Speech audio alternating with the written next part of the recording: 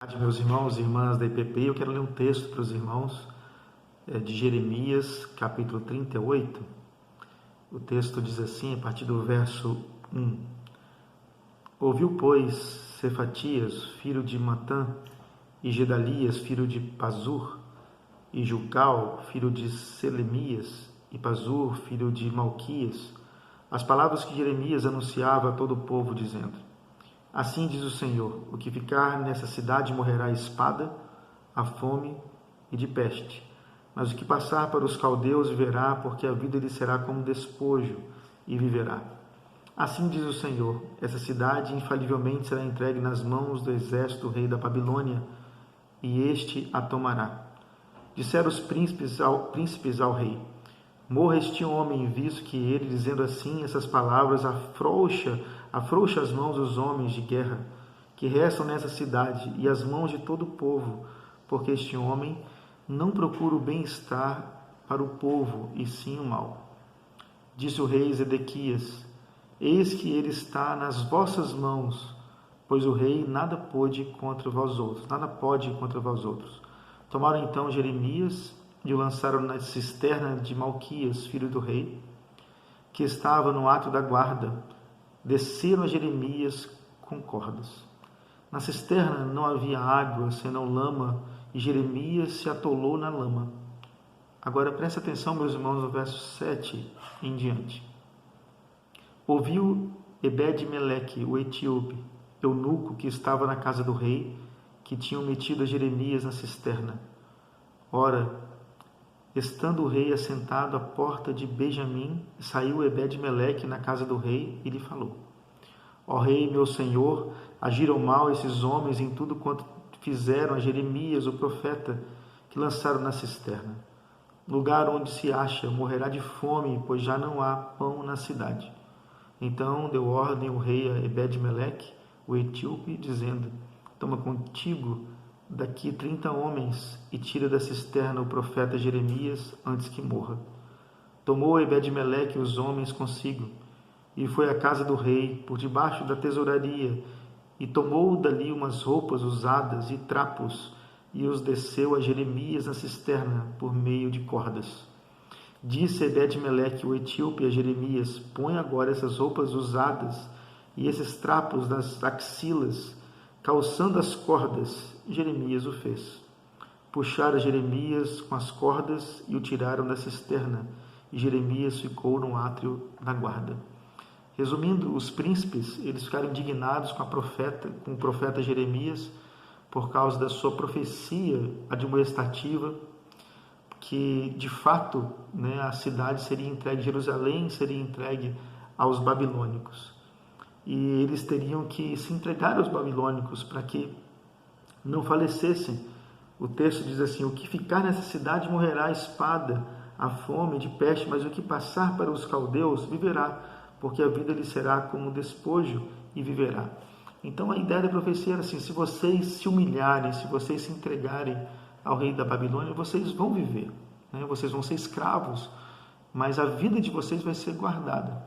Os príncipes, os líderes, os príncipes lá da cidade, eles se indignaram contra essa palavra, dizendo assim: olha, essas palavras vão afrouxar o exército, as mãos do exército, então você merece morrer. Eles pegam Jeremias, lançam Jeremias na cisterna e de fato ele iria morrer. Mas o que chama a atenção no texto foi Ebed-Meleque, esse etíope, que era eunuco do palácio, e ele então vai interceder pela vida de Jeremias. Ele toma coragem, ele se torna intrépido, ele faz aquilo que era certo fazer.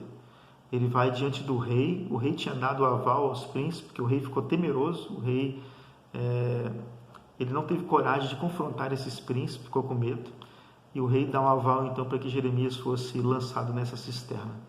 Mas Ebed-Meleque, muito pelo contrário, ele sabia que aquilo era errado, ele sabia que aquilo não era correto, ele sabia que ele deveria agir, que ele não poderia se omitir, porque ele tinha consciência plena que Jeremias, ele estava correto na sua fala, ele estava correto na sua profecia, ele sabia que Jeremias era um homem de Deus, Jeremias era inocente naquela situação, e ele vai então interceder pelo profeta, interceder pelo aquilo que era correto. E uma coisa interessante que o texto diz, quer ver? Eu quero convidar você para ir lá agora para o capítulo 39, verso 15 ao verso 18. O texto diz assim, e tirar uma lição para a nossa vida também. Ora, tinha vindo a Jeremias a palavra do Senhor, estando ele ainda detido no átrio da guarda, dizendo, vai e fala a Ebed-Meleque, o etíope, dizendo, assim diz o Senhor dos exércitos, o Deus de Israel, eis que eu trarei as minhas palavras sobre essa cidade para o mal e não para o bem, e se cumprirão diante de ti naquele dia. Então Deus afirma que a palavra dele vai ser executada. Verso 17, a ti, porém, eu livrarei naquele dia, diz o Senhor, e não serás entregue nas mãos dos homens a quem temes, pois certamente te salvarei e não cairás à espada, porque a tua vida te será como despojo, porquanto confiaste em mim. Deus chega para o profeta Jeremias e diz assim, vai lá, Jeremias, e fala para Ebed-Meleque que eu vou salvar a vida dele.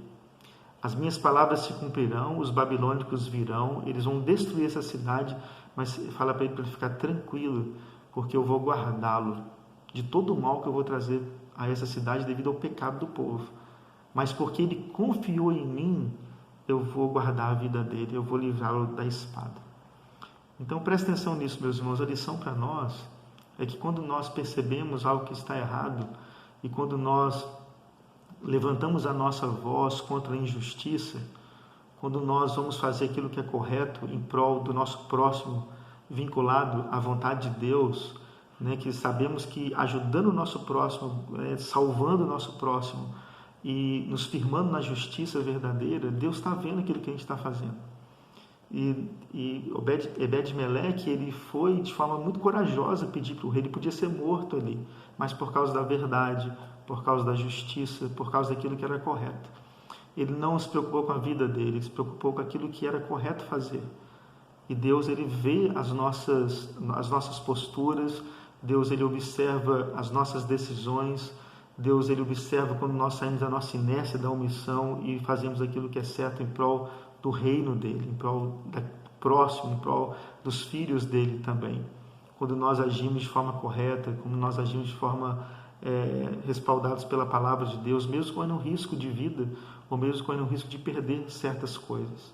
Deus, ele nos vê, Deus, ele está nos observando e Deus vai nos recompensar, né, quando nós fazemos aquilo que é correto. O texto diz, né, verso 18, pois certamente salvarei e não cairás a espada, porque a tua vida te será como um despojo, eu vou guardar a sua vida, porquanto confiaste em mim. O que o texto nos ensina é que nós confiemos em Deus. Quando nós agimos de forma correta, Deus está nos vendo e Deus vai nos guardar, Deus vai nos proteger, Deus vai nos abençoar. Mesmo, pode ocorrer qualquer coisa conosco, né, também, mesmo agindo de forma correta, muitas vezes Deus permite também que nós passemos por dificuldades, não é verdade? Você sabe disso. Mas ainda assim, Deus, em momentos, né, da nossa vida, Ele nos livra, Ele nos salva, Ele nos liberta na sua soberania, nas suas recompensas, nos seus galardões, quando nós confiamos nele. Vale a pena nós confiarmos em Deus. Deus está nos vendo, Deus está nos observando. Esse texto possa falar ao seu coração, esse texto fala muito ao meu coração, porque Deus, ele nos vê, Deus, ele nos recompensa, Deus está de olho em nós quando nós firmamos a verdade na nossa vida, quando nós somos corretos nas nossas posturas também. Que Deus te abençoe, que Deus abençoe essa tarde, que Deus te dê graça, que essa palavra anime você, para você confiar em Deus. Deus está vendo a sua justiça, Deus está vendo aquilo que você faz de forma correta e Deus vai te recompensar de alguma forma, né, na soberania dele. Deus tem seus planos, Deus tem, né, os seus mistérios para a nossa vida. O importante é fazer aquilo que é correto. Tá bom? Que Deus te abençoe muito.